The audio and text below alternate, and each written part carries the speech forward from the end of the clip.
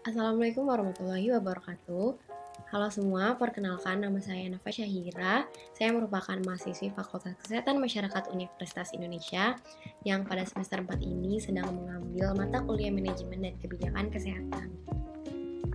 Sebelumnya, dalam mempelajari manajemen dan kebijakan kesehatan, penting bagi kita untuk memahami apa itu manajemen, administrasi, dan kebijakan serta peran ketiganya di bidang kesehatan. Secara umum, manajemen adalah ilmu dan seni yang mengatur proses pemanfaatan sumber daya manusia dan sumber-sumber lainnya secara efektif dan efisien untuk mencapai suatu tujuan tertentu. Sebuah organisasi membutuhkan keterampilan dan kemampuan manajerial karena di masa teknologi yang berubah secara dinamis ini, manajer memainkan peran penting dalam mengidentifikasi isu-isu kritis dan menyusun strategi untuk menghadapinya. Sedangkan administrasi secara umum adalah proses rangkaian kegiatan terhadap pekerjaan pokok yang dilakukan oleh sekelompok orang secara dinamis dalam bekerjasama dengan pola pembagian kerja untuk mencapai sasaran dan tujuan tertentu yang rasional secara efektif dan efisien. Dari definisi tersebut, maka dapat dipahami bahwa administrasi kesehatan adalah suatu proses yang terdiri atas perencanaan, pengorganisasian, pergerakan dan pelaksanaan, pengawasan dan pengendalian, serta evaluasi untuk memenuhi kebutuhan terhadap kesehatan, perawatan kedokteran, serta lingkungan yang sehat dengan menyediakan upaya kesehatan yang ditujukan kepada perseorangan, kelompok, ataupun masyarakat. Sementara itu, kebijakan adalah serangkaian tindakan yang mempunyai tujuan tertentu yang diikuti dan dilaksanakan oleh seorang pelaku ataupun sekelompok pelaku guna memecahkan suatu masalah tertentu. Kebijakan dibuat oleh mereka yang bertanggung jawab dalam bidang kebijakan tertentu termasuk di bidang kesehatan. Kebijakan kesehatan adalah segala sesuatu untuk mempengaruhi faktor-faktor penentu di sektor kesehatan agar dapat meningkatkan kualitas kesehatan masyarakat. Dalam menentukan kebijakan kesehatan, terdapat 4 komponen penting yang telah dirumuskan oleh Walt dan kawan-kawan, yang terdiri atas konten, proses, konteks, dan aktor.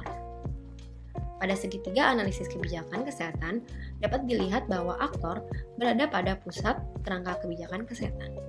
Mereka dapat mempengaruhi proses pada tingkat pusat, provinsi, dan kabupaten atau kota dengan menjadi bagian dari mitra untuk mengkonsultasi dan memutuskan kebijakan pada setiap tingkatan tersebut. Aktor kebijakan kesehatan juga berperan penting dalam menyusun strategi terhadap pengembangan dan implementasi kebijakan. Untuk itu, penting bagi kita untuk mengenal para pemimpin dan aktor kesehatan masyarakat, mulai dari tingkat paling rendah hingga tingkat paling tinggi. Waktu hamil Nafa, ini kan hamil ketiga, sebenarnya hampir nggak ada keluhan apa-apa sih. Morning sick juga nggak ada, nggak seperti yang sebelum-sebelumnya. Normal, kehamilannya berjalan ya wajar gitu lah. Tapi setelah pas waktunya ada perkiraan lahir itu belum lahir, ditunggu sehari 2 hari dan hampir seminggu kemudian belum lahir juga.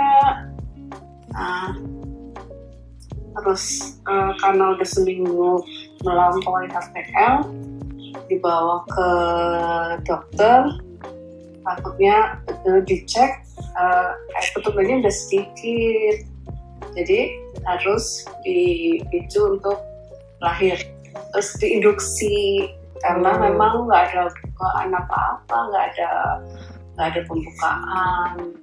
Karena setelah diinduksi baru pembukaannya mulai teratur dari pembukaan 1 sampai pembukaan 8. Seorang ibu itu memegang peranan penting banget karena kan istilahnya dia kan melihat anak setiap hari ya, jadi perkembangan anak seperti apa itu kan dalam pantauan seorang ibu 24 jam. Jadi untuk bisa menghandle itu semua diperlukan pengetahuan yang cukup ya, dasar-dasar merawat anak. Sebagai Ketua Posyandu, Bu Keke bertanggung jawab dalam membuat laporan yang berisi jumlah balita yang hadir di bulan tertentu, serta jumlah balita dengan timbangan yang mengalami peningkatan dan mengalami penurunan dari bulan sebelumnya. Laporan ini akan diserahkan kepada Puskesmas setiap bulannya. Di masa pandemi COVID-19 ini, Posyandu Mawar 26 hanya beroperasi di bulan Februari dan Agustus dengan kegiatan yang dilakukan yaitu pemberian vitamin A pada balita yang tentunya memperhatikan protokol kesehatan. Sedangkan pemantauan di bulan lainnya dilakukan secara daring melalui WhatsApp Group. Selama bekerja, beliau mengalami kendala di mana masih banyak orang tua yang tidak mau membawa anaknya ke posyandu karena beberapa alasan seperti jam operasional posyandu yang merupakan jam tidur anak serta masih adanya anggapan lebih baik membawa anaknya ke rumah sakit swasta dibandingkan ke posyandu. Kendala tersebut dapat dihadapi oleh Bu Keke melalui pendekatan kepada para orang tua dengan bertanya kendala yang dihadapi dan memberikan edukasi pentingnya pemantauan balita bagi kesehatan anak. Namun, kendala tersebut tidak mengurangi semangat Bu Keke untuk menjalankan tugasnya. Ibu Nita Yuliana adalah seorang bidan yang bertugas di Puskesmas. Dalam menyikapi pandemi COVID-19 ini, Puskesmas tempat Ibu Nita bekerja tetap berjalan dengan mengutamakan penerapan protokol kesehatan, baik bagi tenaga kesehatan maupun pasien. Tidak ada peraturan secara tertulis yang mengatur terkait protokol kesehatan. Tenaga kesehatan dan pasien diharapkan memiliki kesadaran untuk menerapkan protokol kesehatan ketika sedang berada di puskesmas. Selama masa pandemi ini, Ibu Nita tetap menangani persalinan dengan beberapa prosedur bagi tenaga kesehatan, pasien, dan keluarga pasien yang mendampingi. Tenaga kesehatan diwajibkan memakai APD lengkap saat menangani persalinan. Seluruh ibu hamil diwajibkan untuk melakukan tes PCR sebelum melahirkan.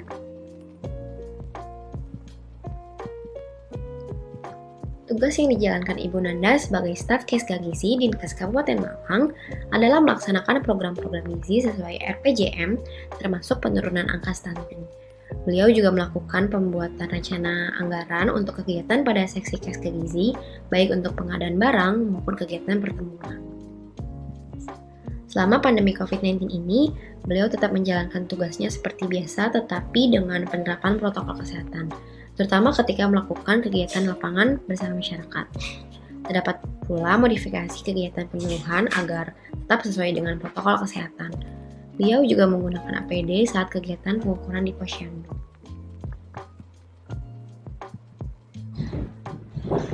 Tugas sebagai kepala daerah provinsi itu adalah menjadi kepanjangan tangan pemerintah Provinsi Sumatera Barat ya, untuk mengelola, mengkoordinasi program pembangunan di bidang kesehatan di tingkat provinsi. Nah, kemudian bertanggung jawab terhadap unit-unit yang di bawah pengelolaan kita dinas provinsi. Pertama, belum sampai 1 bulan saya jadi kepala dinas, saya terkonfirmasi positif COVID. Padahal itu saya setiap hari keluar rumah itu sudah pakai masker, di mobil pakai masker, di kantor pakai masker, kecuali pas makan nggak mungkin pakai masker kan. Jadi saya kemungkinan tertular itu di waktu makan ketika ada kunjungan ke salah satu daerah. Waktu itu saya yakin sekali prokesnya nggak berjalan. Ini yang saya rasakan. Nah, jadi kalau makan nggak mungkin pakai masker ya, gimana caranya? Pertama, yang kedua ternyata karena memang hadir dalam tengah-tengah kondisi pandemi COVID itu orang tertumpu kepada kita. Masalah apapun ditumpukan kepada dinas provinsi. Bagaimana harus mengelola orang yang terkonfirmasi, bagaimana menyiapkan sarana prasarana, bagaimana SDM yang ada juga harus dikelola, ya. Harus siap juga dibully, harus siap juga kadang-kadang dimarah, bisa jadi juga tidak disukai lah gitu ya. Tapi ya kita tetap hadapi itu karena ini sebuah kondisi yang memang nggak mungkin lah kita menjalani hanya dengan biasa-biasa saja. Harus tegar menghadapinya.